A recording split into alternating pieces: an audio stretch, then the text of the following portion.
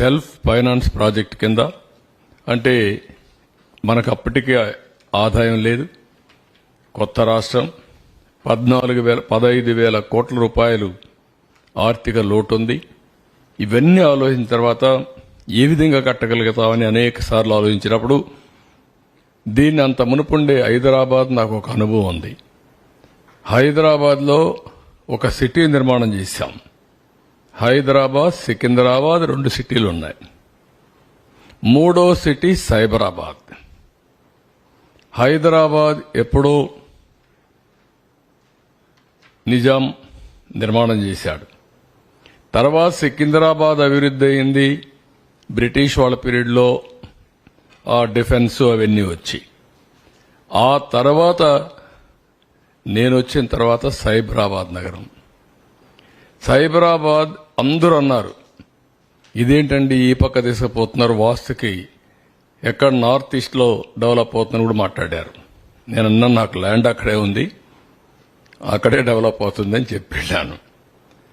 అది మీరు చూస్తే ఈరోజు నాకు వచ్చింది ఒక ల్యాండ్ తప్ప హైదరాబాద్కు నీళ్లు లేవు, కరెంటు లేదు, అనేక సమస్యలు ఉన్నాయి. ఒక అడుగు నేనేసాను, ఒక అడుగు కలిసి వచ్చింది. బ్రిక్ బై బ్రిక్ నిర్మాణం చేశాం. 9 ఏళ్లలో ఒక ఎకో సిస్టమ్ క్రియేట్ చేశాం. ఈరోజు ఎవ్వరు కూడా దాన్ని రివర్స్ చేయలేని పరిస్థితి తీసుకొచ్చాం. నీళ్లు లేవు. నేను వరల్డ్ బ్యాంక్ని అడిగితే, డబ్బులు ఇమ్మని అడిగితే 20 లీటర్లు దగ్గర 20 రూపాయలు చేస్తే మేము నీళ్లు ఇస్తామని పెట్టే పరిస్థితులు. మీరు కానీ కన్జ్యూమర్కు టారిఫ్ వేస్తే, మీరు అండర్స్టాండింగ్ ఇస్తే మేము నీళ్లు ఇస్తామంటే అది ఇస్తే నా పని అయిపోతుందని నేను ఒక వినూత్నంగా ఆలోచించి కృష్ణా నుంచి రోడ్డు పక్కన పైప్ లైన్ వేయాలని నిర్ణయం చేశాను. ఒక సీజన్లో తీసుకొచ్చా. ఎంతో మంది ప్రయత్నం చేసి ఇది సాధ్యం కాదనుకుని వదిలిపెట్టిన తాగునీరు ప్రాజెక్ట్ని, కృష్ణా జలాలను హైదరాబాద్ తీసుకొచ్చాం. దాంతో చరిత్ర తిరగరాసే పరిస్థితికి వచ్చాం.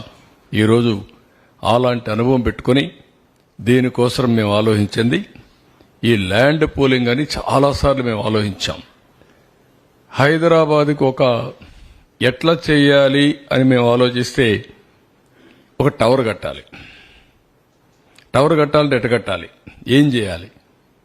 ఒక 6-7 బ్రెయిన్ స్టార్మింగ్ సెషన్స్ పెట్టుకున్న తర్వాత మాకు క్లూ దొరికింది. ఆ క్లూనే ఒక సైబరాబాద్ హైటెక్ సిటీ ఒక టవర్ కట్టాలని.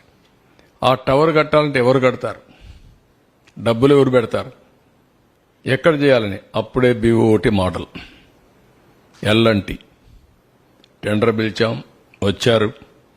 వాళ్ళకి ఎల్ఎన్టీకి ఇచ్చాం. ఇండియాలో బెస్ట్ కన్స్ట్రక్షన్ కంపెనీ ఆ రోజున ఎల్ఎన్టీ. ఒక హైటెక్ సిటీ కట్టిన తర్వాత ఏం చేయాలి? కంపెనీలు రావాలి. కంపెనీలు రావాలంటే ఏం చేయాలి? ప్రపంచం తిరగాలి. 14 రోజులు అమెరికాలో నేను కంపెనీ టు కంపెనీ తిరిగి ఐటీ స్ట్రెంగ్త్ ఇన్ ఇండియా, దాంట్లో తెలుగు వారి యొక్క పాత్ర ఇవన్నీ చెప్పి ఎడ్యుకేట్ చేశాను. ఏది హైటెక్ సిటీ ఫిలప్ చేయడానికి. ఆ తర్వాతనే వచ్చాయి అన్ని కంపెనీలు. ఆ తర్వాత చరిత్ర మీరు చూశారు. అంటే ఒక పని చేయాలంటే మళ్ళీ అక్కడి నుంచే నెంబర్ ఆఫ్ ఇంజనీరింగ్ కాలేజెస్ పెట్టాం. ఈరోజు ఇక్కడ చదువుకున్న వాళ్ళు హైదరాబాద్కి వచ్చారు. హైదరాబాద్ నుంచి చదువుకున్న వాళ్ళు విదేశాలకు పోయారు, సెటిల్ అయ్యారు. కడాన మైక్రోసాఫ్ట్ CEO కూడా హైదరాబాద్లో పనిచేసి CEO అయ్యే పరిస్థితికి వచ్చాడు. ఒక ఈవెంట్ ఏ విధంగా అభివృద్ధి అవుతుందో ఎగ్జాంపుల్స్ ఇవన్నీ. అలాంటి పవిత్రమైన భావంతో చేసిన నగరం